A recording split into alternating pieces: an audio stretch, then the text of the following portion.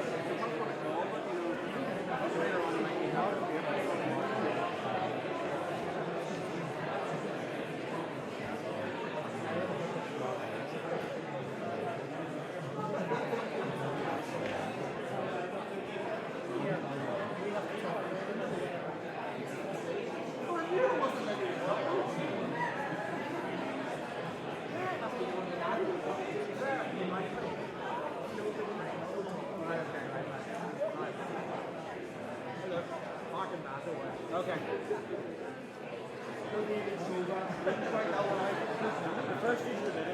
If I can have your attention, on behalf of Belfast Pride, I want to welcome everyone to this event tonight.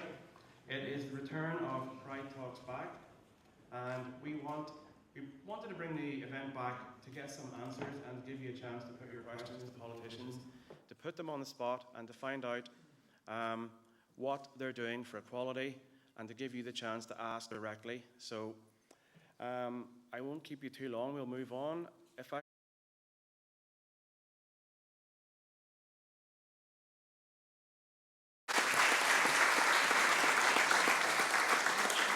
Well, a very good evening to you, ladies and gentlemen, and a warm welcome to Pride Talks Back event. Lots of you here this evening, and a very warm welcome also to those that are viewing online at pridelive.tv. As you can see, our panel have assembled here.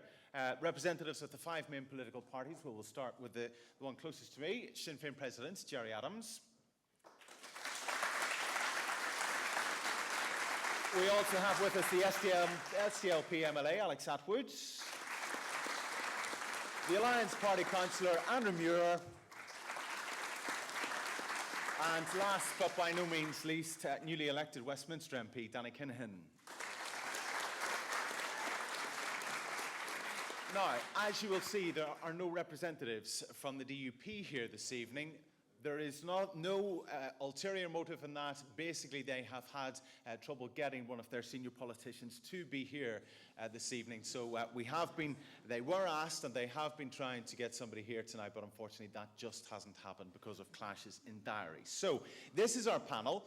How this evening will work? Well, each of the panelists will have a chance to set out their stall, to say what their parties have been doing over the last number of years on LGBT issues, on the likes of equality within the community, on I'm sure the issue of equal marriage will come up, and even the likes of gay men donating blood. There are lots of subjects and topics that will want to be covered tonight.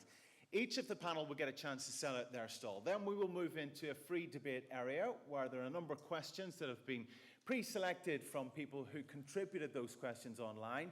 And we will then open the floor to you guys. I'm sure a lot of you will want to ask politicians about any of those issues or something that they have said during the course of the evening. I will ask you to please respect the panelists have come here. They've given up their time to take part in this evening's debate. They are entitled to their own opinions, so you must respect that. We're going to move in alphabetical order. So the first panelist to give us their thoughts and to set out their stall is from the Alliance Party. So it's alphabetical order based on the political party. So we go to the Alliance Party and Andrew Muir.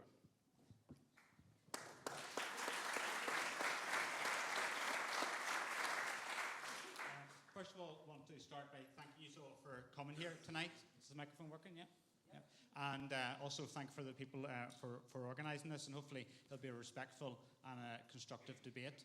We're here at the 25th anniversary of Belfast Pride, so it's important to look back over the last 25 years and what political parties have done for lesbian and gay equality, but also look forward.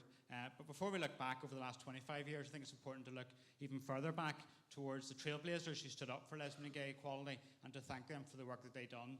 People like Jeff Dudgeon, who took the UK government to court to get the decriminalisation of homosexuality. That's something I'm immensely grateful for, and I'm sure there's many other people who have done that, and they should be commended for the work that they've done. Over the last 25 years, the Alliance Party has put the individual and building a shared society at the top of our priorities. In the last 25 years, we had the momentous signing of the Good Friday Agreement, which the Alliance Party supported, and we also supported a yes vote, and that brought around lots of protections, particularly the human rights protections, and also Section 75, which is something that we support and has made quite a lot of changes. Since then, under direct rule, we successfully lobbied for hate crime legislation to protect people who are victims from that and ensure that sentences are given appropriate to that. We also supported legislation to give protection in the fields of employment, civil partnerships, and goods, facilities and services. As we all know, devolution came back in 2007.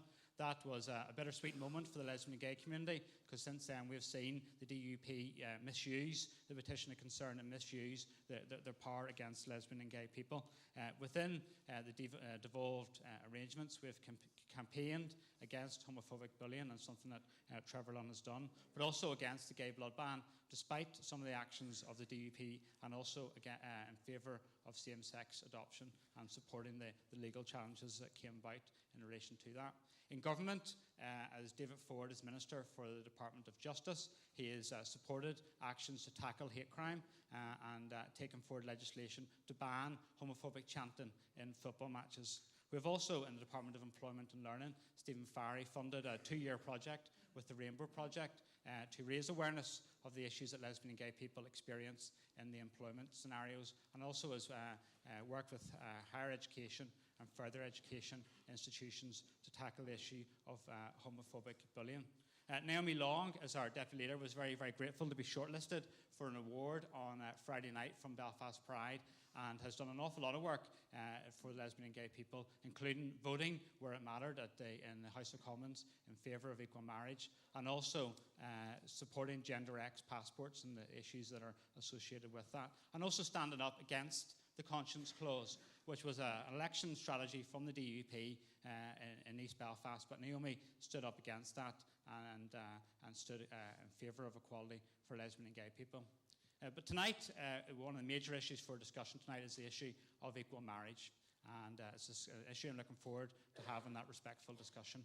I'm glad that the party passed a policy in favour of equal marriage in September 2012. And our councillors have followed through on that, bringing motions to Belfast City Council, Newry, Mourne and Down Council, and also to Ards and North Down Council in favour of that. The fact that 3 of our MLAs have failed to vote in favour of equal marriage in the Northern Ireland Assembly is a matter that no doubt people want to debate tonight. I'm disappointed, I'm frustrated, I'm angry as a member of the Alliance Party, and also as a gay man, that we weren't able to do that. But we as a party are conscious of the importance of this issue to many people throughout society, and have agreed that from the next Assembly term it will be a requirement for our MLAs to vote for equal marriage, and that's something that our party executive has agreed, and it will be coming before our party council. We recognise the importance of that issue. We also recognise the importance to have an open discussion around that, and the fact that Northern Ireland society is on a journey. I came out in 1996. I was an unequal citizen. All the protections that I've just talked about were not in place, and largely an awful lot of them are there. I have no doubt that equal marriage will come about in Northern Ireland, but it will not be because of the Assembly, because of the petition concern. It will be through the courts. And it's important that we recognise that, and we recognise that where the blockage lies, which is within the DUP and our use of the petition of concern, and also from Sinn Féin, the DUP, and their reluctance to reform and remove that petition of concern which is being used against minorities. The Alliance Party stands for diversity, it stands for equality, and it stands for openness around the conversations, and I welcome them here tonight.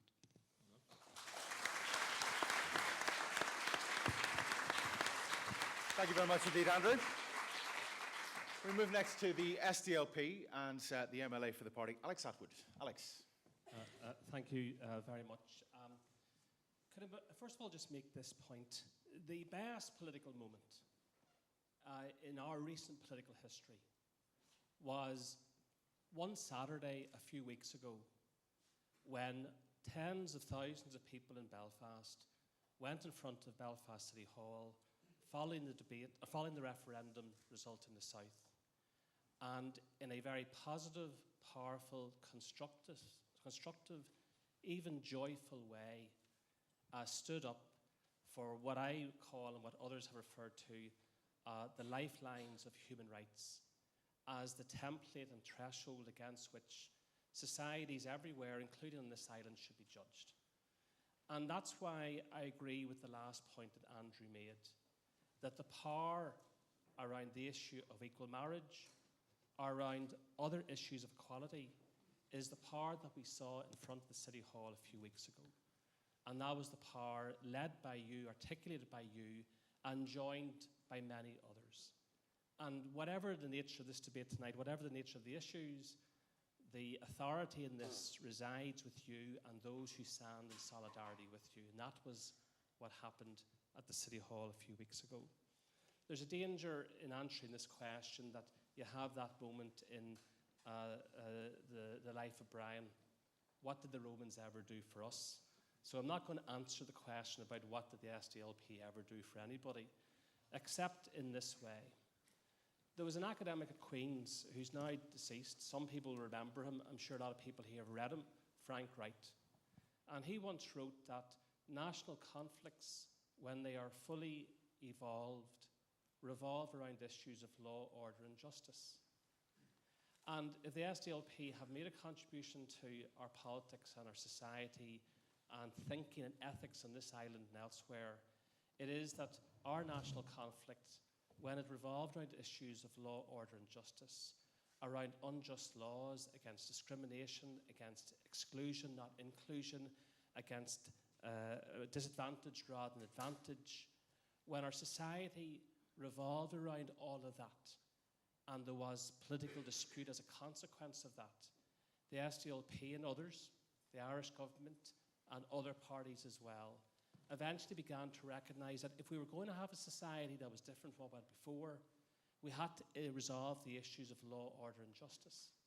And there were many ways in which the SDLP and other parties before the Good Friday Agreement did so, but there were also many ways since the Good Friday Agreement, because what is often forgotten about the Good Friday Agreement was it was not just about power sharing. It was about dealing with the issues of law, order and justice so that disputes and divisions around those issues did not define the future in the way it defined the past. That's why we had the Equality Commission established, the Human Rights Commission established, a Commission on Policing and a Commission on Criminal Justice. And that's the ethic that we have to cling to as we deal with the new issues and the enduring issues of inequality and disadvantage that inform our society and infect our politics. So what's the answer? Building upon those institutions, some of which haven't succeeded in any way to the scale that the SDLP and others hoped in 1998, it is to recognise that our society in the future, as a book described it about 10 years ago, has to be less defined by the bloodlines of ethnicity and more defined by the lifelines of human rights. And that's what all these issues that we're going to discuss tonight, the blood ban, equal marriage, adoption, what's happening in our schools, that's what has to inform how they are all resolved, the lifelines of human rights. Bringing it to one of the immediate issues, the issue of equal marriage. I want to make 3 points. The first is, I agree with Andrew and I agree with Rainbow that the best strategy to address this now is in the courts. And I say that with a heavy heart, because it's the same with too many of the issues that are about our politics and our community at the moment. Only 2 or 3 weeks ago, the CAJ successfully brought our government to court about the failure to have what? An anti-poverty strategy. And when our government told the courts that the anti-poverty strategy was the programme for government, they got cold comfort from the judge. The point being that whether it is equal marriage or anti-poverty or any of the other enduring issues that are not dealt with by our government, unfortunately but necessarily, it is reversion to the courts that will assert the rights of our people, just as it happened in the days of terror and conflict in our society when people went to court in order to protect their rights. But secondly, you can't let the politicians off the hook. Wherever they are, in whatever party, you cannot let us off the hook. And that's why, at the same time, people should be saying to our parties, on this issue and on other issues, walk away from the petition of concern and bring it to the chamber so that people have a free vote rather than the imposition of a three-line whip from the leadership of the parties. It still might not get over, but the politicians, wherever they are in whatever party, should not be allowed to say a petition of concern gets us away. The third way is the Scottish government, the best government in these islands, still the best government in these islands, by a long shot, passed a motion saying that they want a referendum of independence, and Westminster then had to pass legislation to give Scotland and the people of Scotland the right to have that referendum.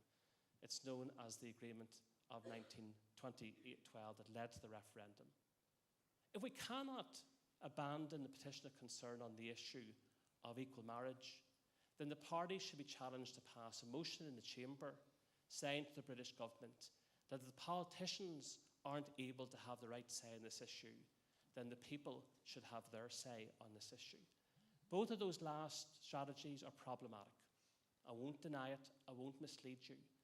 Getting people to walk away from the petition of concern or walk towards a motion calling for a referendum and asking for that power is deeply problematic, and we'd be naive to say otherwise. But if we are to have the lifelines of human rights to define our politics and our ethics going forward, then exhaust the courts, but exhaust the political system. Do not allow it to hide on this issue.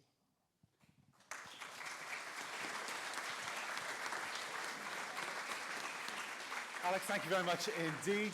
We now move to our third panellist, and that is the Sinn Féin President, Gerry Adams. Gerry.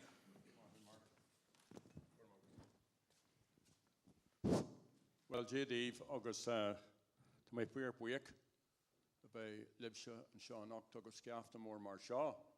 Acoil and Sean Octogus to my fair week to Broad Belfast Fahonia on Coral Tafatak Shaw. I want to say, first of all, I'm very pleased to be here, and I want to thank Pride for the invitation. It's a very, very important and ongoing discussion, and Mark has asked us to outline what our parties have done, I suppose, as a taster for the discussion later on. Can I say that it is only a matter of time before there will be marriage equality in this part of the island of Ireland?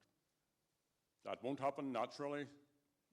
Progressive and rights and the work that's required need to be intensified in the period ahead to make this happen sooner rather than later. But we shouldn't, and many of you may have been there, we shouldn't underestimate the huge importance of the referendum result in the South just a short time ago. It was huge. And I was very heavily involved, as was Sinn Féin and other parties, in that campaign. But more importantly, were all of the people who were never involved in political campaigning before. It was the most joyful, cheerful, happy campaign that I've ever been involved in. And the result was stunning. And to be in the courtyard in Dublin Castle when it was announced was a real joy. Now, Sinn Féin has had a long standing policy Way back in 1986, we passed an Ardèche motion to decriminalise homosexuality and for full equality, full rights for gay and lesbian citizens.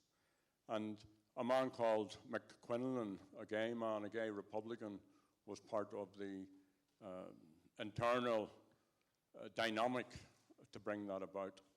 A short time previously, a young guy called Declan Flynn had been beaten to death in a homophobic attack in Fairview Park. Some of you who are of my age or thereabouts will remember the H-Block and Armagh prison protests and the big banners, you still see black and white, banners, gays and lesbians against H-Blocks. So we're very, very proud of our record on this issue. Interesting little historical footnote is that on Glór Gaffa, which is the Captive Voice, which was a prisoners' magazine written by the prisoners themselves, explored all of these issues of sexual identity and so on. And it's only natural that a party which claims to be a Republican party would have the type of policies which we have. Because Republican, essentially, and this was the city which much of this was promulgated back in 1798, but republicanism essentially is about equality. Ta méid go more and more we queue onanus.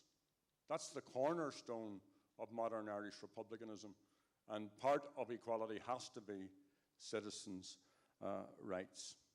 In more modern terms, we have put forward in the Dáil a range of motions, a whole big list of them here, so I don't want to be boring the meeting, but amending the 1937 Constitution to include express equality protections for LGBT citizens and equal treatment for all family forms. Here in the North, we argue for the Northern Sexual Orientation Strategy, including legislation to provide for same-sex civil marriages, and Ollie quite rightly identified the big march here, but I think that at the City Hall, it was quite interesting when the two young women had a civil marriage and the world didn't stop. It was for me just a little example of how things are changing and will continue to change in the time ahead. We have brought forward a motion to the Assembly 4 times on marriage equality. Not all of the parties here turned up to vote. Now, that's fair enough. But the last time it was lost only by 2 votes. Now, of course, the petition of concern would have stopped it becoming legislation, but it would have been a huge boost, a huge confidence, a huge assertion if it was passed. And I would like to think that all of us within our own parties will organise ourselves so that when this is put again, that it does get voted on as it should. There's no one way of making progress. It isn't just through the Assembly, even if the Assembly was more fit for purpose than it is at present. It isn't just through the courts. It's mostly through dialogue. And the campaign for marriage equality was one of the smartest campaigns in the South that I have seen, because it came away from all of the ideological and the fundamentalist and the religious, all of those issues, and simply said, I'm gay, I'm your brother, I'm your uncle, I'm your aunt, I'm your mother, I'm your sister. Because everybody, every single person knows somebody. In our political parties, in our families, in our communities, in our workplaces, if we're lucky enough to be in work. And that's the way we will make progress. Any of the Pride demonstrations and rallies I've been at in recent times, what has surprised me is not the number of gay or lesbian people are there, but the number of mummies and sisters and daddies and uncles and aunts who are making a stand with their gay children or their gay siblings. And that's how we will progress. And this place could surprise us yet. I'm sure that there are gay members of the DUP. I'm certain. I'm not joking.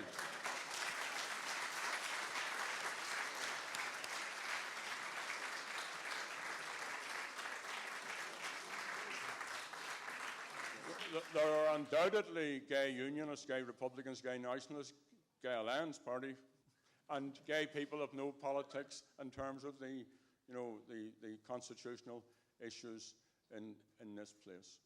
So the way to make progress is the way you organise that big rally, cheerfully and positively and with good spirit. And that's the way to keep going. And of course, all of that, and I want, as Andrew did, to pay homage to the pioneers, to the trailblazers, when it was a very dangerous thing to do, who raised all of these issues. So there is the work of the lawyers, there is the work through the courts, there is the work through whatever political forums we have. But there's also the work at popular level, with your neighbours, with your families, with your friends, and with your communities. So Sinead Goramagov.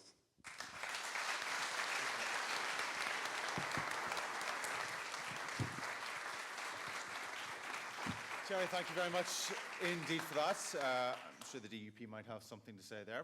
We'll wait and see. Last but by no means least, the Ulster Unionist MP, Danny Kinahan. Danny. Thank you very much indeed. And thank you for inviting me here. I am really pleased to be here because I think most of you know this is something I feel passionately about. I want to see equality and no discrimination for everyone. I knew with the election looming that I was taking a hell of a risk. Various people came up to me before that election and said, "Keep quiet, please, don't say anything." It didn't matter. I wanted to say what I felt like and what I felt about, and that is why I said it, whether I was going to win or lose. As I stood at my local polling station and watched many more people coming to vote, but an awful lot of them avoiding my eyes, going past me into it, I remember thinking, oh dear, maybe I've gone too far. But a mass of people did come and swung to vote for me from Sinn Féin, from SDLP, from Alliance, to put me in when the person I was standing against was someone so visibly against you. It wasn't the only reason. There's a whole lot of other reasons there, but I'm very grateful to be at Westminster. I'm very grateful for the support and the people coming out, but it was the young, in many cases, that came to vote for the first time that really showed that that is the way forward. And that's what would concern me today. I know Alex said we should be going to court, but it is, the way forward is through people. It is through the demonstrations. It is through, as Jerry said, through the happiness and showing everyone that it's the right way forward. Now bear with me, my notes have just switched off.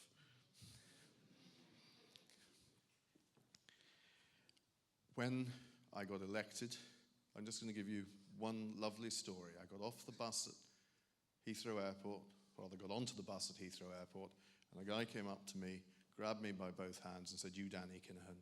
And I said, "Yes." He said, "I just want to say thank you, thank you, thank you. I had to leave Northern Ireland 10 years ago because of what was happening to him."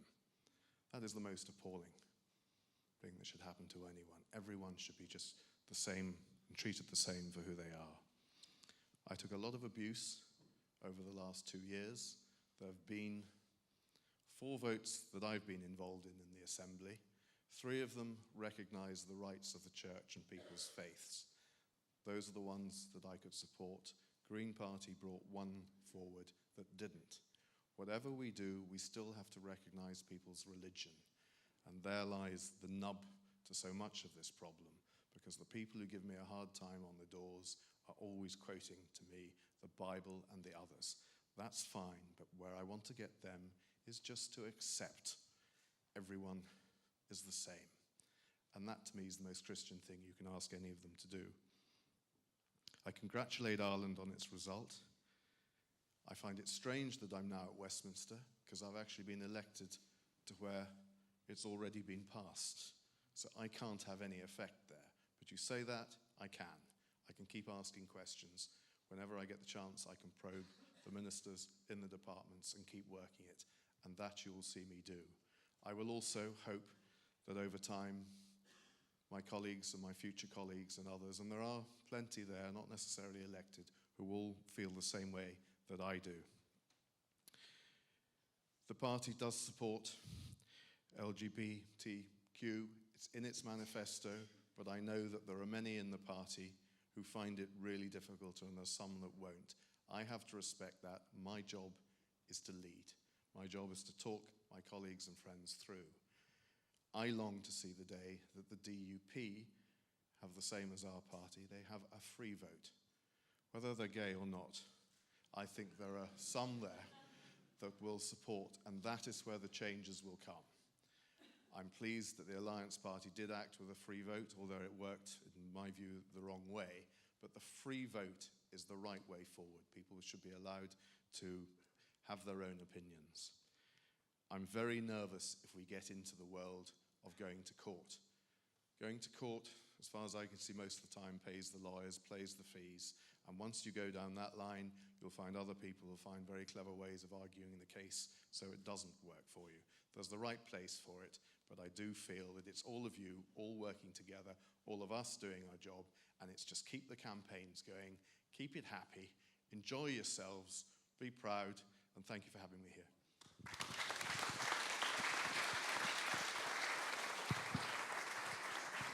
Danny, thank you very much indeed for that. Let's pick up then on one item that you have all talked about, which is the idea of marriage equality within the LGBT community. Jerry, you say that you're confident that you will see gay marriage in this part of the island of Ireland. Where does this confidence stem from? It stems essentially from the wonderful outcome, because nobody could have predicted the outcome in the referendum in the South. I mean, right up until a day or two before, there were big concerns as to whether the yes or the no would be in the ascendancy. And it was also not just an issue that affected the liberal classes or the middle classes. A huge amount, and we like to think we played some part of this, of working class communities, particularly in Dublin and in the constituency which I now represent in County Louth, huge percent, the majority come out and voted yes. And I've always had this notion that there are two Irelands. There's the sort of very conservative, narrow-minded, mean Ireland, a product in many ways of partition because we had two conservative states established on the island. And the elites run the place and they control a lot of the media. And you've had a huge amount of power within some of those elites. And then there is the hidden Ireland, the people who get on about their business, who make their living, who rear their families, who make the compromises, who know how difficult it is and who know the reality. And when those people had the chance to vote yes, they did so. I think Danny has pointed to one of the great difficulties, that people who have what one could term strongly held religious views, fundamentalist views in my opinion, because I know people who have strongly held religious views who are very much for marriage equality. So we can't, and it isn't just, if I can use the term advisedly, a Protestant thing. There are lots of very, very conservative Catholics who would be against this notion of equality in terms of marriage equality. So the debate and the discussion has to continue, has to intensify, and all you're looking for is the same rights as anybody else. You know, if you're not gay, why would you worry? You know, why would you get annoyed if someone else who happens to be gay is given the same rights as yourself? So I think the turnout, and I wasn't there, but the turnout at the rally here in Belfast was a very, very, very pleasant surprise. The confidence, though, I mean, you say it's going to happen. Where does that stem from? You have brought this to Assembly. Your party has brought this to Assembly on 4 occasions and failed on each occasion to have it passed. Well, Samuel Beckett said, fail, fail again, fail better.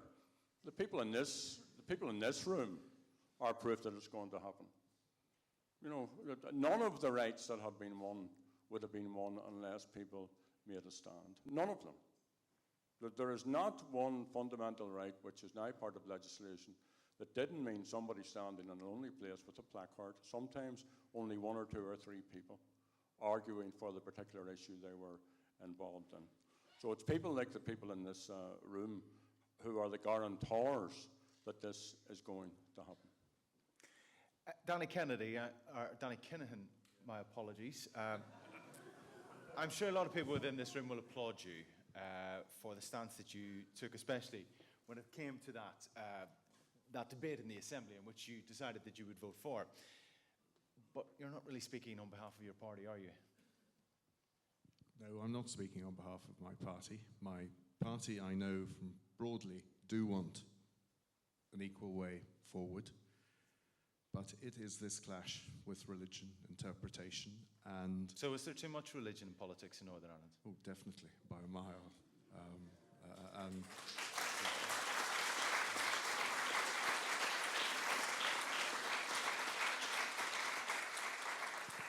I think there's too many who stick 100% to an area of religion rather than expanding and thinking, what would a Christian do? And that's a very dangerous thing to say to some. But I've had real battles on doors. I'll respect them for holding their view, but I'd love everybody to open their eyes, listen, and just think, what a miserable life you're giving some people, and how do you do it better? Andrew and Alex, and please, if you, this is to both of you, if you can keep your answers relatively brief so as we can open it to the floor. This is an issue that is pretty embarrassing for your two parties.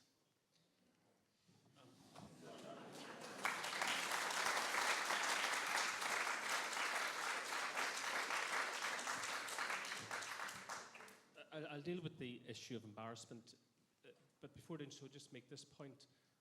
Somebody did write, and it is relevant to here, it's irrelevant to any other country around the world, but it is from the numberless diverse acts of courage and belief that human history is shaped, and that those acts of courage and belief can sweep down the mightiest walls of resistance.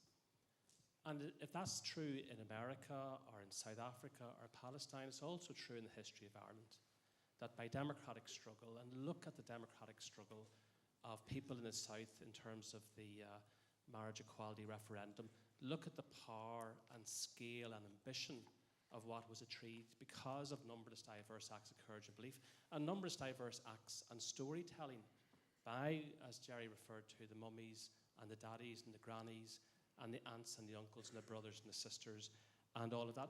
Also remember when the Scottish Parliament passed their equal marriage legislation, and a lot of unionists would think that we're more similar to them than we are to the rest of the people in Ireland.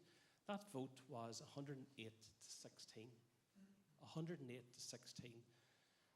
Even some of the unionists will be thinking that questions are going to be asked of them by foreign direct investors about equality laws in Northern Ireland when it comes to them making their strategic and economic decisions. So I think that the speed that this is going to work and run will surprise us. It won't be take as long as I think to bring about the equality laws and architecture and enforcement that we have in respect of so many other aspects of our society in Northern Ireland after 20 and 30 and 40 years of democratic struggle. It'll be a lot quicker than that. When it comes to the issue of embarrassment, our party comes from a tradition of democratic dissent. We value dissent and difference in our party. Other parties don't seem to value it necessarily as much as we do. And that when people in our party genuinely come to us on issues of personal conscience and say that this is how they feel in this issue, then we give them the freedom not to oppose the policy of the party, because it is the policy of the party in terms of equal marriage, but to not vote in favour of it. We'll continue the conversation in our party to persuade people that as part of the lifelines of human rights, those who have that view should come and vote in favour, despite issues of personal conscience, vote in favour of equal marriage. The last votes, 3, 4 people didn't vote in favour, we can yet persuade those people to think differently. But persuading us and persuading all the other people who oppose will come back to the great strength and authority of the referendum campaign in the South, which was replayed around the world, which was that it was the storytelling, it was the conversations in the churchyards and in the barnyards and in the sitting rooms of people's experience of one another and people known to them and in their families that began to change the personal and national narrative. It'll happen here as well. Thank you, Alex. And Andrew, I mean, pretty much the same question to you. One question that was submitted online is from Nathan McCardle, who's an LGBT youth worker and political activist, and says, in the past and in recent votes, parties like the SDLP and Alliance have shown fleeting notions on their stances of equality being absent or refusing to vote on important issues, betraying their LGBT constituents by being on the fence. It sums up what happened in the Assembly. If we look back about how this has developed, in 2010 the Conservative Party stood for election to government. It wasn't even in their manifesto. David Cameron brought that forward subsequent to the election. So this has developed at a pace in political history extremely, extremely fast. And for me, it's been like a lightning bolt through politics and through society across the world. We've seen that in America. And it has been something that has touched upon a lot of emotions and touched upon what we actually view about the status of lesbian and gay people in our society. For me, the pointed issue for me over the last number of months was sitting on Sunday in the care home of my grandmother after getting the referendum result that was yes in Ireland on the Saturday, and she's saying, I've seen that, they've voted yes. So will you be able to get that, son? Now, for me, that was an amazing thing for me because my grandmother recognised my own sexuality. And I said no. And to see the tears running down her cheeks from that was very difficult for me. And it was very difficult for me also because of the difficulties we've had with some people within our party around that. But I've seen people within my own church who have came upon a journey who are actually now supporting that. And that was the most amazing thing for people of very strong faith to say to me that they were actually coming to support that. And I want to support people to come to the position where they want to actually support that. I want to persuade them. I want us to build a society which is based upon respect and understanding. And to do that, I want to be able to bring that understanding to other people. And I am working very hard to do that within society and also within my own party. And people may feel that there's the fleeting support for equality from some people. Some of the people I know who previously voted for this in the party are personal friends. These are people who uphold me as a friend and have every respect for me around that issue. They are not homophobic.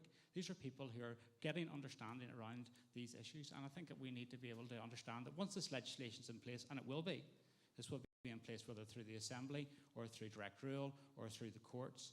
The next challenge for us is to create a much more accepting society for lesbian and gay people. You can't legislate for that. Okay, let's grab a quick few questions from the floor. Stick your hand up if you have a question that you would like to ask of our panelists. We'll get a microphone to you. Anybody got any questions on this idea of gay marriage in Northern Ireland? Wow, here we go. One up the front. 1 second, we'll get a microphone to you. If you can just tell us your name, please, and your question for the panel. Hello, I'm Ashley Wilson. My question to the panel is mainly a statement. Do you think it is religious connotations in the equal marriage that causes this, or do you think it's misuse of religious text and biblical verses? Because I know there's very small references to it, and it feels like sometimes these things are intensified and spat out time and time again whenever it's not actually made that much of a big deal. Okay, thank you for that. Anybody else got a question that they would like to ask off the panelists? Gentlemen, just pass the microphone along if you would, please. Thank you. Roddy Rafferty, Newry Rainbow. Just to Alex, who was about the party's policy in terms of voting in favour of marriage equality and about allowing certain members of the party to abstain. Why is it that those members haven't been honest about the fact that they've deliberately abstained? I mean, if that's the information that you're giving us here tonight, it is my view, and certainly I come from Newry and Mourne and Down district, so we have quite a few people there, such as Karen McKevitt and Sean Rogers, and Dolores Kelly and others, who each time they do not attend to vote in favour of marriage equality, they don't come out and say, this is an issue of self-conscience and that is why I have not turned up. They make various excuses. So I would like maybe Alex to clarify exactly what's going on with this party there. Okay, we'll come to that in a second. Hopefully you will be able to shed some light on that, Alex. And any other questions from the audience on the gay marriage? Yes, this gentleman over here. Just one second, we'll get the microphone to you. And if you could tell us once again your name, please. Is it on? Yeah. Hi, Alex. I'm Jordan, and you raised the issue of a referendum in Northern Ireland. What do you know about how referendums work here? Because it doesn't have to be respected. It could still be blocked. So we would essentially just have one big parade of homophobia and transphobia and biphobia being spread across just to have another no. It's correct. We need to go through the courts. Okay.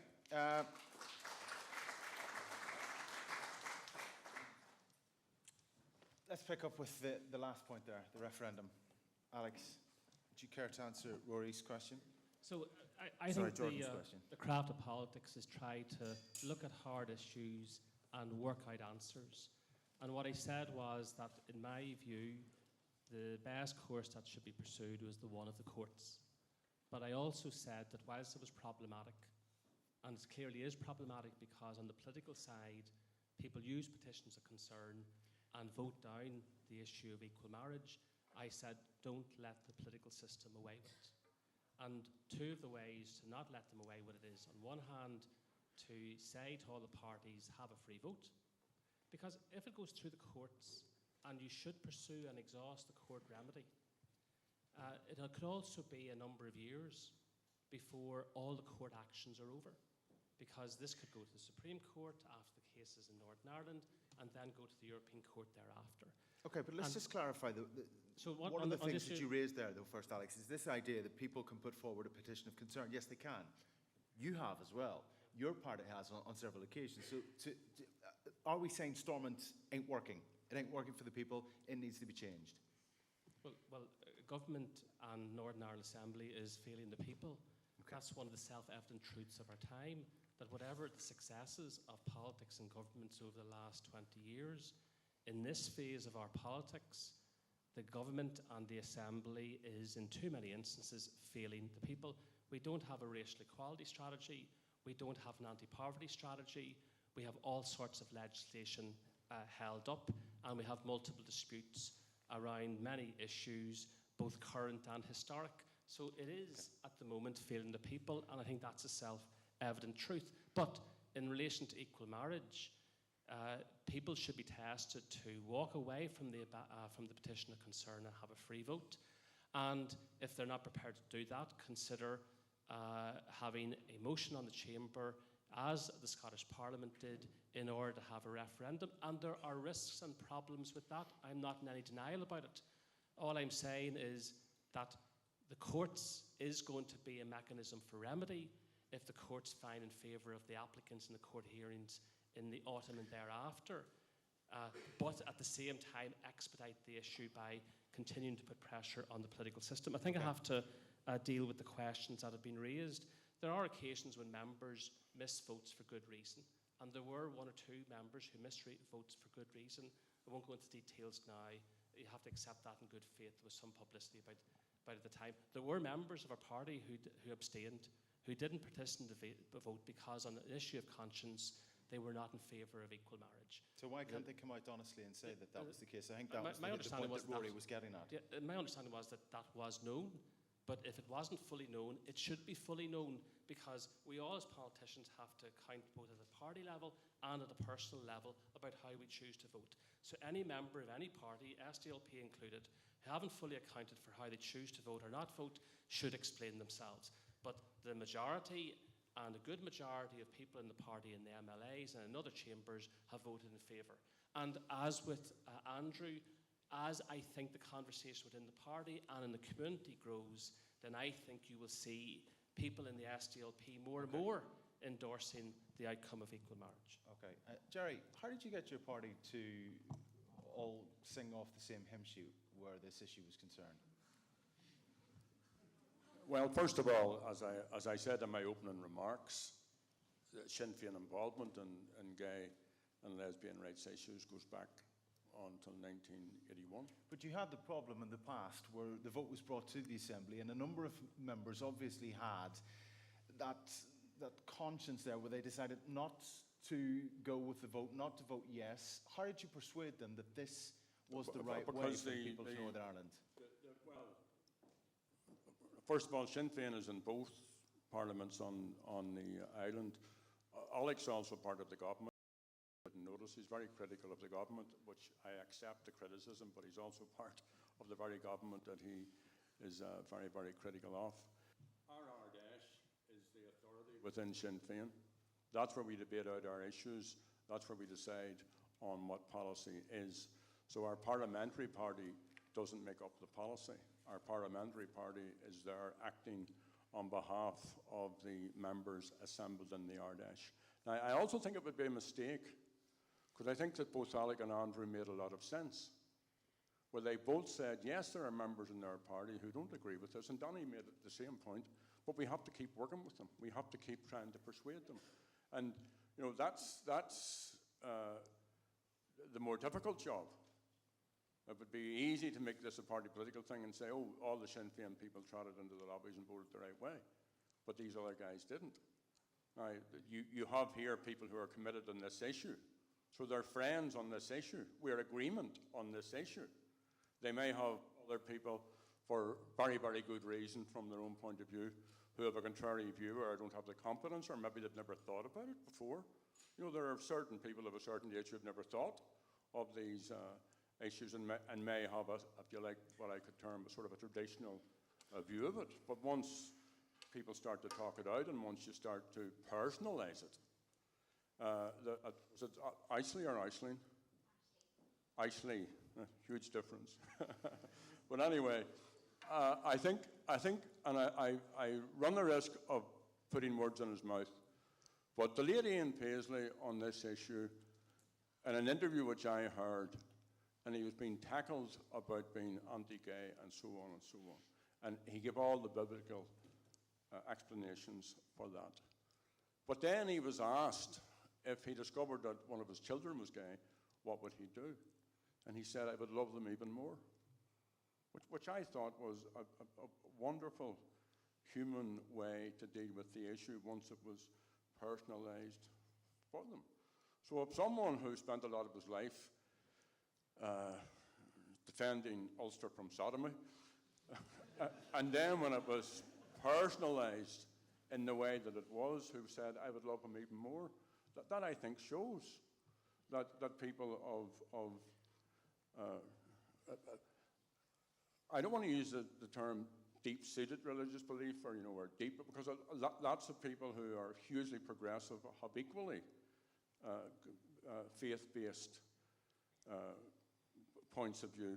So it is about cheerfully, optimistically personalising this issue.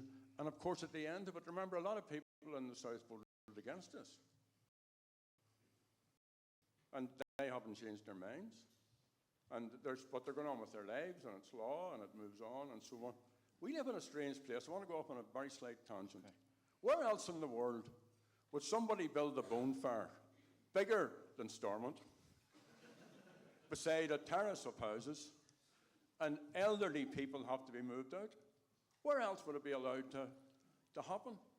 Where else would somebody hang up effigies and so on and so forth, and put effigies of politicians in coffins and burn? Where else? So, I mean, we live in there's a lot of work to be done here. But I think, Jerry, to be fair, the same argument could come from the other side also. I mean, that is a very Republican stance that you're taking now. No, I'm not taking a very Republican stance. I'm taking a very, very sensible stance. It's not to do with party politics at all. Right, okay. But you accept that there are others that will disagree with you. Sorry, Mark? You accept then that there are others that will disagree with you, though. Of course. That is politics. Yes, and everybody always disagrees with me, but then they get it right. Thank you, Mark. Thank you, Jerry. Andrew, as far as I recall, your party didn't have the problem of abstentionism during the vote for gay marriage. You had a problem where 2 members just didn't, or they voted against. Isn't that correct? At the Assembly? We've had some members who voted against. Okay, so your party, on one hand, says, right, we're going to wave the flag here for gay marriage, we support it, and then you say to your MLAs, but you can do whatever you want in the chamber. We agreed a party policy, and we didn't. When we were agreeing that party policy, we didn't envisage that we would have an issue with our Assembly team. Why not? That unveiled itself. Why not? Why Because did we you not need to have why those did you not see this conversations with some MLAs, as we're having a conversation here tonight. And I think actually the fact that we're actually prepared to be open around this issue and actually have these discussions internally within our party. And some of these discussions have been extremely frank, personal discussions around the issue. And I think, you know, hallelujah that we're actually having these discussions internally within a party. That's what makes me proud to be within the Alliance Party. We're in a Liberal party. We can have these open discussions around that. And I don't judge those people any less for the fact that they were prepared to engage with me around that issue and outline their issues in relation to that. And, you know, we as a society have moved along an awful lot over recent times in relation to this issue, and particularly around the issue of a referendum. There's been discussion here tonight about an issue of a referendum, and that'll be the way to resolve that. Let me make this crystal clear. I am totally and utterly opposed to a referendum in Northern Ireland on the equal marriage issue. And there's no need for a referendum. If we reformed the petition of concern system in Stormont, which we as a party have stood for, or we take a case through the courts, there would be no need for a referendum. And I went out canvassing with a number of other people who are here tonight for the referendum in the South. And I can remember on one occasion, one individual came over and physically threatened to assault us because we were out canvassing for an equal referendum. And if you're a gay man and you're having to knock people's doors and ask, please treat me equally, that is ultimately humiliating to have to do that. Oh, very unscientific. Hands up. Hands up, and this includes the panel, if you support the calls for a referendum on gay marriage. Okay, and obviously you don't support, hands up if you don't support the calls for a referendum. Okay, Alex, Jerry, undecided? I want to win it. You want to, but do you want to see one?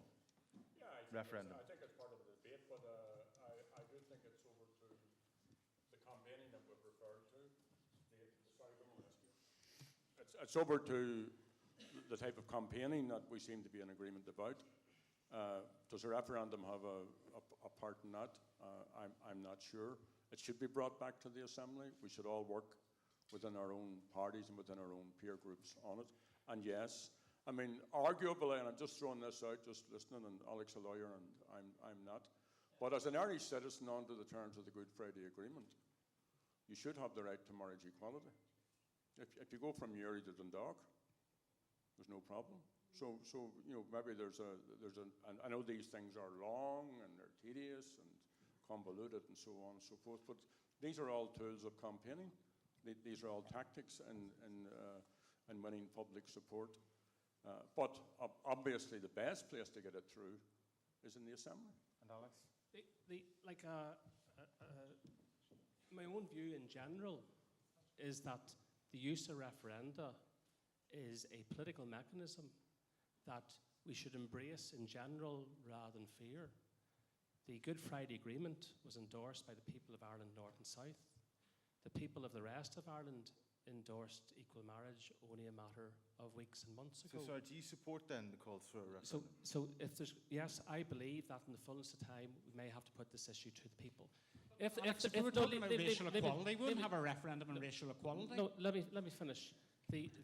If there's going to be a referendum, as we discovered in the South, it can have its own dynamic and its own power and its own authority if it is constructed and led in the right way. Going back to the previous question, if we have a referendum in a hostile and negative environment where it's not been led and shaped by the people in this room, and when there hasn't been the maturity of conversation at every level, including among families and at churches, then it could be a poison, and you would avoid that. Okay, but a referendum structured in the right way, as the Scottish referendum demonstrated only a short while ago, could be a powerful mechanism. At the moment, it would be a negative mechanism, there's no doubt about that. And my wider point was, exhaust the legal remedy. That is your best option. The CAJ demonstrated that in terms of a failure of government of which the SDLP is a member, but not responsible in that department. Then the courts are a weapon against what is wrong and as a sword to defend what is right. But on the far side of all the law, if the law is in favour of equal marriage and is tested all the way to the European Court, is there a way in parallel to accelerate all that by having a conversation at a public and political level that sees people begin to change their views to the point where there's a critical mass, as we saw in the South, in favour of equal marriage? Okay, and do you want to address what Andrew said? Which was, sorry. It was about having a referendum on racial equality. I would embrace, if we end up in a situation where we had a failure to have the right law on racial issues, like we have the right law on racial issues as it is at the moment, what we don't have is the racial equality strategy to back it up. Okay. So we have the right architecture when it comes to equality in so many other dimensions. There's no need for a referendum. But it isn't in the dimension of LGBT issues and equal marriage in particular. Okay, thank you. Ash Lee asked a question sort of focused on the religious aspect. Let's widen that out slightly. Matt Leebody is in the audience and has a question. Matt's up the front here. Can we get the microphone to him, please? Thank you. Hi, panel. Over the last year, particularly during the debate around the Ashers Bakery case, there's been a lot of discussion around freedom of religion. Why have none of your parties ever challenged the ban on religious aspects of civil partnerships in Northern Ireland, where no religious music, prayers, poetry, etc., can be used as part of ceremonies? This was changed in England, Scotland and Wales in 2010. Why does the religious freedom of LGBT people not matter in this instance?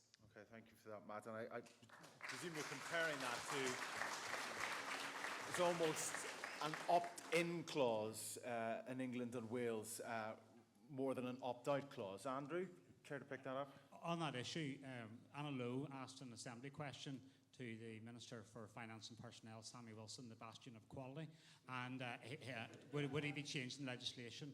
And the answer was very simple, one word: no. And we've asked for it. We can't see what, but the thing is that you know, this is a simple, basic equality measure. And when people are arguing against same-sex marriage, they say, well, you've got civil partnerships, which they actually opposed, and they even opposed that action there as well, which is actually to strengthen the whole institution of civil partnerships. So there's no logic in any of these arguments against civil partnerships, against same-sex marriage, when they say, oh, you can have civil partnerships, because they're not even prepared to bring them to a level which would be broadly comparable to same-sex marriage. Okay, thank you, Andrew. I'm just aware that time is running on and there's lots to get through, so I'll put that very briefly, Danny, Alex and Jerry, picking up on any points there that Matt raised within his questions. Care to contribute? I agree with Andrew. Okay, thank you. That was brief. I think that's your briefest answer ever, Jerry. Thank you. Danny? I do too, but I wanted to touch on the Ashes case because it may come back at a question, but I think that was conducted in completely the wrong way. I think what we managed to do is put a divide down on the ground that those who were for what Ashes had done determined, and you see that through the clause coming through. They should have just been warned, and if it had happened a second time, because it was just as easy, you could have gone somewhere else and got a cake somewhere else. I just think it was played wrong, and all it's done is force the division where we shouldn't have had a division. And there's a lesson learned from all of us there, but I go back to what I said at the beginning. It's respect. We've got to respect each other's differences. And Alex, briefly, if you would, please. Similarly, I agree with Matt. But it does, your question does highlight that there is always a new frontier when it comes to equality. Like, it was 30 years ago or so when in the South, divorce was constitutionally banned. And that was then removed eventually. Then we have civil partnership, now we've got equal marriage. There's always going to be a new frontier in equality. The point is to be relentlessly positive as you go down that road. Very briefly, there was a Scottish Environment Minister called Stuart Stevenson, who was a member of the SNP in the 1960s. The 1960s, and there wasn't many members in the SNP in the 1960s. And I asked him 3 or 4 years ago, what is the single political message that he would give to a political party or to a campaigning group? And he said, be relentlessly positive. because he had learned that by being relentlessly positive, the Scottish Nationalist Party, from being on the margins of political life in Scotland in the 60s, got within touching distance of independence in the last few months. So being relentlessly positive is critical to the new frontier that you're talking about. Okay, thank you, Alex. Let's move it on then. Sarah Jordan is the mother of a trans daughter. Her question, with gay rights having come so far in the last 20 years, how do parties propose that we get the same for the trans community? Jerry. Well, there are a whole range of... keep forgetting about the microphone. There are a whole range of issues, and the gender identity clinic here in the north is severely under... You wouldn't answer that, would you? Yes. is severely underfunded, and you also have to live for 2 years here in your preferred gender before you can transition fully, while in other European states it's only 1 year. There's also an issue which I wasn't aware of until quite recently in prisons with transgender prisoners. So I think it's a matter of listening to transgender people. We shouldn't be deciding what their rights are for them. We should be listening to them and then making sure that they have full entitlements to equality as a right. So this all boils down to that idea of a sexual orientation strategy that the executive has failed to publish. Yes, but the executive has failed to publish because the DUP members of the executive refused to allow it to go through. I listen to this stuff. I don't be here as often as I used to be. I listen to this stuff, and everybody should know where the blocks are coming from. The DUP has a particular position on these issues, and they either dilly-dally, prevaricate, or simply just block on some of these matters. And there are lots of other issues, some of them Alec recited earlier on, which have fallen foul of the same difficulty. And that's part of the problem that we have to keep working at now. I mean, the public debate, the popular debate, has to inform the politics. Otherwise, the politicians will just, some of the politicians will just continue to act on behalf of a very narrow section of citizens, where party political or our own religious or faith issues, we have to represent everybody. We have to legislate for everybody. That's the only way you can go forward on the basis of equality. Danny? How does the LCU News Party propose that the transgender community get the sort of the lead in gay equality rights that the LGBT or the LGB community has enjoyed over the last 20 years? I take it back to the point I made on respecting everybody. It's not specifically an issue that's come my way, but it should be treated the same way as everything else. It shouldn't be allowed, and we've got to find our way forward, and we've got to lobby. But I don't approve of the petition of concern at all, and we've got to get the sexual orientation strategy, we've got to get the equality strategy, we've got to get everything through Stormont. And my way of doing it is I'll have to lobby through Westminster and get colleagues to lobby here. That is the way of doing it, and the cracks are appearing, and I think it will happen in time, but it takes everyone in this room to keep lobbying us, and we keep lobbying through our party. And our party is standing there for it and does want to see the changes. Okay, Alex, Andrew, anything to add? And I will ask you to be brief, please. You can. Well, I refer to recent history. The political parties, sometimes by persuasion, a lot of times by conviction, sometimes with enthusiasm, sometimes with hesitancy, have more and more moved to take up positions in favour of the LGBT community. And now that there is an evolving call by transgender people, there is a manifesto, then that has to become part of the life and policy of the political parties in Northern Ireland, so that they are on the same page, literally, with the transgender community or the trans manifesto. And that will have a number of aspects, including positive portrayal of transgender people. So the practice that has succeeded in the past even though it hasn't succeeded fully, is the one to deploy when it comes to Sarah's child. And Andrew? I would agree with an awful lot of Alex has said around this, because there's a range of things need to occur. Legislation, we need an action plan which is separate than the sexual orientation. Coalition government launched a very large action plan around this issue. We have nothing here really to say, but we also need political leadership around attitudes around these transgender issues. A survey was done in 2011 by the Equality Commission, and 40% of people said they would mind if a transgender person was their neighbour. 40%. They would mind. This is Where was the survey from, sorry? From 2011, from the Equality Commission commissioned it. 54% would mind if a member of the travelling community was a neighbour. So they're the second most disliked community within Northern Ireland. I think that is absolutely wrong. Okay. And that largely these attitudes come around because of lack of political leadership, positive political leadership, and that will come in time, but it needs the leadership from the very top of government. And I've no doubt that it will come in time, because I know people in the DUP have came up to me and have actually apologised to me in person for their voting records and stuff, because lesbian and gay, bisexual and transgender people are their brothers, their sisters, their work colleagues, their party members, and they want to move forward. Right, thank you, Adrian. Any questions in the audience on this? Yes, this Lily, please. Yeah. Hi there, Ellen Murray from Gender. Yeah, just speak a bit louder, please. Ellen Murray from Gender Jam. With due respect, none of you's answered the question.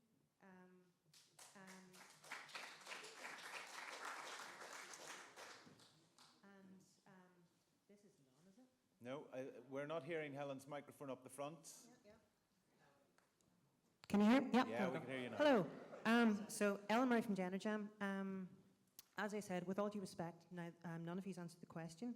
I'm very surprised that Jerry Adams didn't mention the brand new Irish gender recognition legislation, which just passed last week, which is one of the most progressive pieces of legislation in the world. Andrew Muir mentioned about begging for rights being humiliating. Okay, if you question though, yes, of course. Current gender recognition legislation in the UK puts every single trans person who applies for it through a humiliating, sexist, homophobic, and expensive process. How will you enable gender recognition legislation in the UK to be similar to the Irish legislation and respect the trans community? Okay, Danny, Westminster, you're the MP for serving there. What are you going to do at Westminster to ensure that that happens in Northern Ireland? I happily will take that up, and I'll ask the questions in the various routes that are open to me at Westminster, which are both written routes, early day motions, and bring it to the floor. But I'm only two of us in the Ulster Juniors Party to make a difference. It needs all of us working. I mean, that's the first time I've had that issue brought to me, and I don't think anyone being treated in such a way. We need to get something done. Okay, anybody else from the audience have a Just question? if I can just, I mean, Helen's exactly right. I just see here in my copious notes the very point that she made, and Angus O'Snodig has been a champion of transgender recognition legislation in the 26 counties to enable transgender citizens to acquire a birth certificate appropriate to their gender identity. And I've attended a number of demonstrations organised by transgender advocates outside Leinster House, and our party, as I've said for a long time under Angus's leadership, has been front and centre on that issue. So I'm sorry, Helen, I just missed it here in my notes. Okay, thank you. Say, Helen, like I concur with Danny.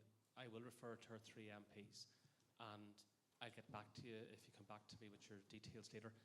Save to make this point. What is the lesson, the prevailing lesson when it comes to equality issues in Northern Ireland? It is that you need hard law, strong policy, and robust enforcement. Because too much of this society clings to the past, and it's a past that's already dying. But as we move from the past to the future, especially in issues of equality, when we look at what we had to do in order to deal with these issues of equality around housing and discrimination and disadvantage in employment, then it was hard law, good policy, and robust enforcement. Okay. And it'll be the exact same when it comes to LGBT issues, including the issue of transgender. Thank you, Alex. Thank you, Helen. Cleona McCartney is in the audience. Cleona, whereabouts are you? We're going to move topic on slightly to education, which is, of course, a huge issue in Northern Ireland. Hello, everyone. Schools are a place where young people are legally required to be. It is where they learn skills for the rest of their life and how they learn their place in society around them. But for far too many young LGBT people, it is a place where they feel afraid, invisible, and ashamed. This includes homophobic and transphobic bullying, but also includes the curriculum, uniforms, staff training, awareness, and much more. What are you going to do to ensure the right to education exists for everyone?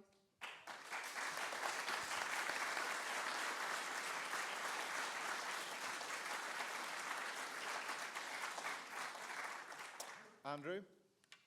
Thank you very much for your question. I think this is a very important issue because it's how we build an understanding and a diverse societies at a very early age within our education system. And a number of MLAs have relentlessly campaigned on the issue of homophobic bullying and requiring a lot much more of a cohesive response from the Department of Education around that issue. And that is something that is urgently required. And also to ensure that whilst we respect faith-based education, we also require that the curriculum to be delivered to build that understanding society devoid of homophobia. We as a party stand in favour of integrated education. That's something that we are very much champion. We look to Shimna Integrated College down Patrick and the work that they have done. That should be a model of best practice. This should be rolled out around the rest of Northern Ireland. I sit on the Board of Governors of another integrated school, and it's something that I bring straight to that table. It's about how are we ensuring that we're caring for all our pupils, regardless of their background, and that's something actually I've managed to shape policies within that school. But what we need to be able to do is say that the dignity and the equality for lesbian and gay people, young and old, should follow them all the way through society, and that should include within the education system. And just because it's faith-based schooling doesn't need to say that issue and that principle should be left out. That issue should be actually core as part of the education system, and actually requires leadership from the Department of Education on this issue. Jerry? Yeah, there needs to be a mandatory training for teachers, for all boards of governors, to educate them how to deal with issues of homophobia. And the same should apply to all healthcare professionals. And John O'Dowd is currently bringing in new anti-bullying legislation which would deal with issues which affect gender variant children, the issues that the questioner noted: school uniforms, single-sex toilets, toilet facilities, single-sex schools, toilet facilities, Okay, and so on. Some might say, though, Jerry, that it's taken quite a while for John O'Dowd to do that. How long has Sinn Féin held the education portfolio?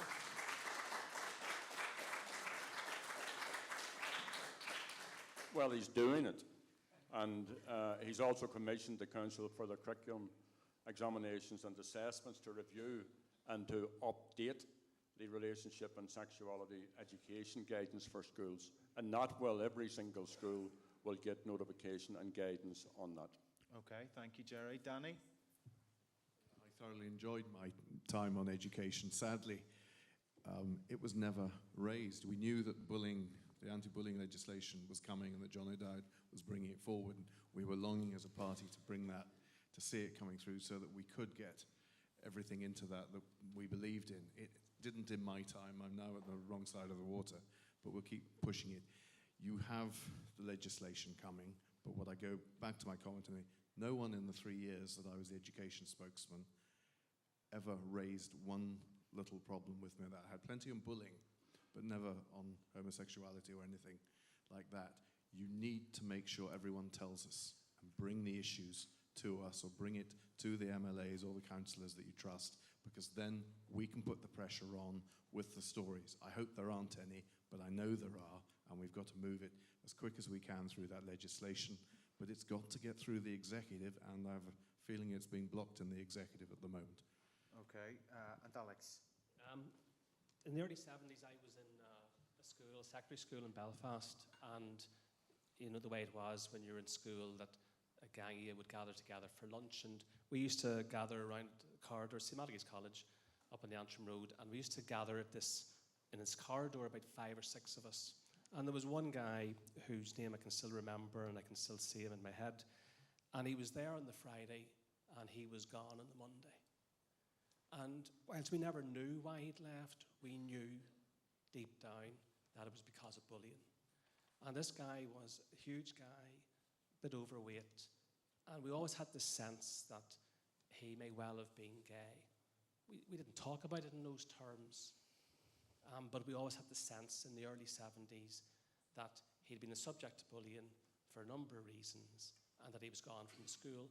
40 years later, I still don't know the truth of it, but it was my earliest example of where I saw somebody, or we thought, the kids that hung out with him, that he had gone because of bullying. There is legislation in place to deal with the issue of bullying generally, and it obviously is even more intense and critical when it comes to somebody who may be LGBT.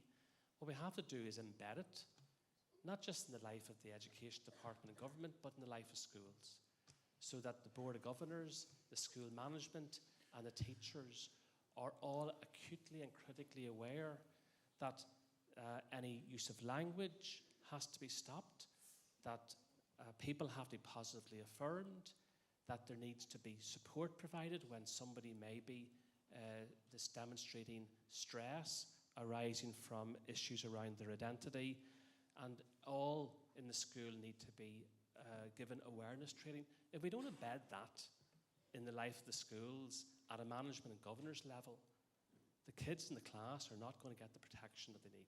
Okay, Alex, thank you for that. Any quick comments just on that note from the audience? Yes, this lady here.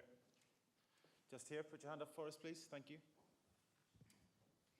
Hi, my name's Laura McKee.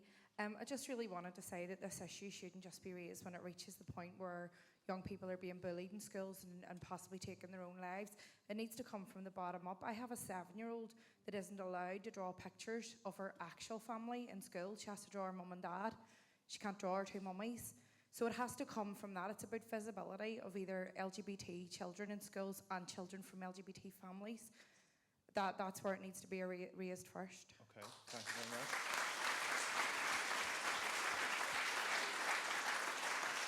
Thank you.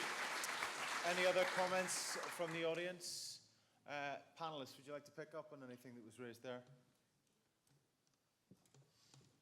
Well, it's a learning process, and it's a learning process for people who might never have come to terms. As society moves on and as people become wiser and more tolerant in how we deal with our neighbours. So the last speaker is 100%. It has to be embedded and it has to come from the ground up, and all of us can lead, for example, on these issues.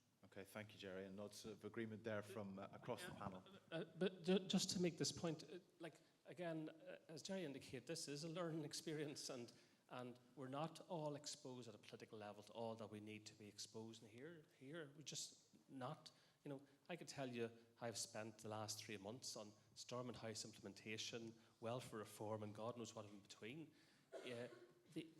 I do have a sense, though, that one of the ways in to deal with the equal marriage issue is actually to talk about all the other issues that Laura's just referred to, and the other issues again. It is when the full extent of the issues is understood, and that it is part of the life, the daily life of so many people in so many ways, in the schoolyard, in the workplace, on the bus, in the street, that maybe that might begin to free people's minds, that when it becomes it's marriage, it's equal or it's not, as opposed to it's all these other issues, it's this wider discourse that I think that might liberate people's minds. Okay, Alex, thank you. And thank you, Laura, as well, for your point. One final question from the audience tonight, and we go to Noyuna Chunder, who is at the front here. Can we get a microphone up to Noyuna, please? Thank you, just in front here. And if you could stand up, Noyuna. It's the rules, I don't make the rules. Sure you do. Thank you for what has been quite an informed debate. I'd just like to know, seeing as we're talking about equality in its broadest sense, there's a real absence of women on the panel. Any comments? Why?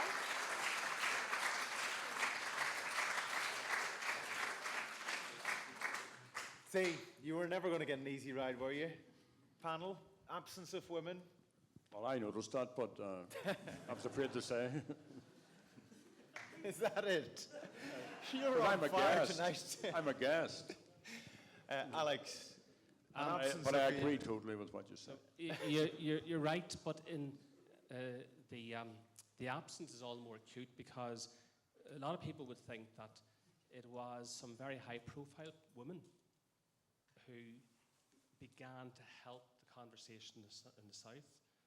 Former Uachtaráin na HÉireann, Mary McAleese, was one example, just one example. There were other journalists, for example, who began to encourage people to have the conversations privately that they were having publicly. Who will not forget what former Uachtaráin na HÉireann Mary Robinson said when she was elected? It was Naha na HÉireann. It was the woman of Ireland who brought about that change in terms of political leadership on the island. So your point is not just accurate, it is compelling. Andrew, Danny? Your point also highlights very clearly that there's a lack of gender representation within politics in Northern Ireland, lack of representation of general society within Northern Ireland, and the fact it was a public comment that I was the first openly gay mayor really, to be honest, did my head in, because really, to be honest, society needs to be moving on an awful lot more to see people from ethnic minorities, transgender people ideally represented in political life in Northern Ireland. That's what we need to be having. I sit on a council where it's nearly about 15% women. That's all we have, 15% women. I turn around to some of the other councillors, and the majority of them are all unionists, and pointed that out, and they went, well, what's the problem? And I went, well, if you don't see there's a problem, that's half the problem, really, to be honest, around that. Northern Ireland politics needs to move forward an awful lot and start reflecting. And we saw a poll that came out of it 2-3 weeks ago about support around equal marriage. Vast, overwhelming support, even amongst within the unionism circles as well. So it's about political parties actually responding to that and actually showing a degree of leadership, which was shown in the South. Okay, Danny? The first thing when I was put into the Assembly, I was asked was, why wasn't I a woman? And I remember how irritating that is. I'm me, and I'll do my absolutely best for everyone. And I hope if you want to get into politics, please do. And all the women in this room, it is phenomenally difficult. And we at this end have to change the system so that more women can get into politics. Be more comfortable. But please try. I can't change my sex. I'm me. But please, if you want to get in, get involved, take your part. Now, when we appointed our recent councillor to fill the person who took my place, it was great to see 4 women applying, or 4 women in the looks. That's the way it should be. All of you, get involved, don't shy away. The only way you'll change this country is getting involved. And I don't mean it as a criticism for your question, but I throw it back at you. Come on, everybody, have a go. Danny, thank you very much indeed. Thank you, panel. Just looking at a final thought from you all, because straight ahead of me and all around the room are these banners and on the front of the programmes which say Belfast Pride Festival, celebrating 25 years. It's time, and this idea of building equality. Just a final thought, and briefly, if you would, from all of you, about what the next 25 years might hold and what your thoughts, what your hopes, your aspirations are for the LGBT community who have turned out, who are watching online tonight. I'd like to think we would have a united Ireland with an openly gay president. Never.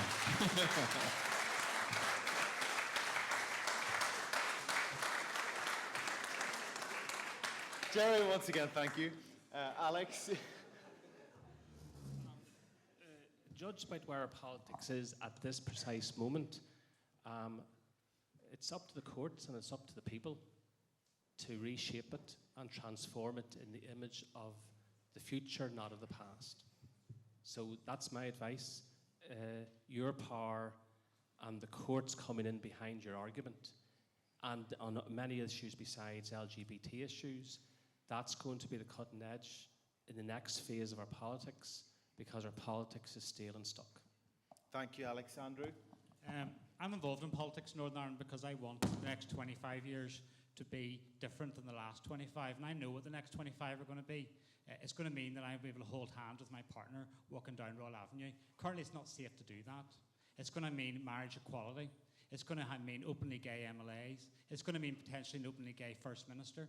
That's what the next 25 years is about. And how we achieve that is more conversations like tonight, conversations with our work colleagues, conversations with our friends, conversations with our brothers and sisters, our parents, to bring forward visibility for lesbian and gay people, and conversations with your elected representatives to say to them, this is the future I want. Can you deliver that for me? Okay, Danny, thank you.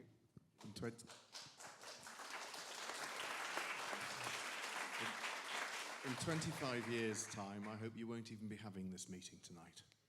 I hope it won't matter.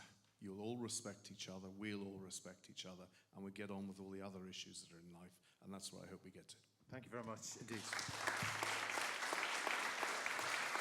Well, that is it. We hope you have found this evening informative.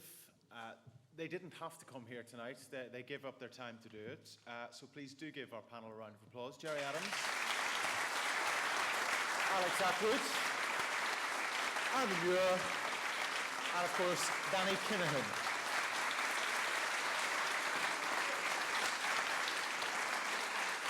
Thank you very much for attending tonight. I'm sure the panellists may hang around if they have the time to answer any further questions that you might have.